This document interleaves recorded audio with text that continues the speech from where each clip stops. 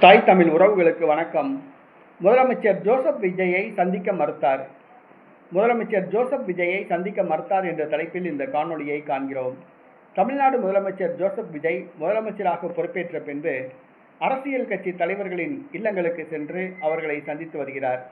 மு.க. ஸ்டாலின், சீமான், அன்புமணி உள்ளிட்ட பலரை அவர் நேரடியாக சென்று சந்தித்து வருகிறார்.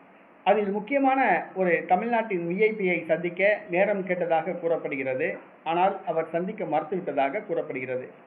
அவர் வேறு யாருமல்ல, சூப்பர் ஸ்டார் ரஜினிகாந்த். ரஜினிகாந்தை சந்தித்து வாழ்த்து பெற தமிழக வெற்றிக் கழக தலைவர் தமிழ்நாடு முதலமைச்சர் ஜோசப் விஜய் நேரம் கேட்டிருந்தார். ஆனால் தான் பெங்களூர் செல்ல இருப்பதாக கூறி தவிர்த்து விட்டதாக கூறப்படுகிறது. சந்திக்க மறுத்து விட்டதாக கூறப்படுகிறது. சந்திக்க விருப்பமில்லை என்று கூறப்படுகிறது. தனக்கு பிறகு நடிக்க வந்த ஜோசப் விஜய் தமிழ்நாட்டில் கட்சி ஆரம்பித்து ஆட்சியை பிடித்து விட்டார் என்ற கோபம் ரஜினி மனதில் இருப்பதாக கூறப்படுகிறது. தேர்தலுக்கு பிறகு ஜோசப் விஜய் முதலமைச்சராக கூடாது என அதை தடுப்பதற்காக எடப்பாடி பழனிசாமியையும் மு.க. ஸ்டாலினையும் அவர் இணைத்து எடப்பாடி பழனிசாமி தலைமையில் ஆட்சி அமைக்க அவர் முயற்சி செய்ததாக குற்றம் சாட்டப்படுகிறது. ஜோசப் விஜய் முதலமைச்சராக கூடாது என கருதி எடப்பாடி பழனிசாமியை முதலமைச்சராக்கி திமுக கூட்டணி கட்சிகள் எடப்பாடிக்கு ஆதரவு வழங்கும்படி ரஜினி கோரியிருந்ததாக கூறப்படுகிறது.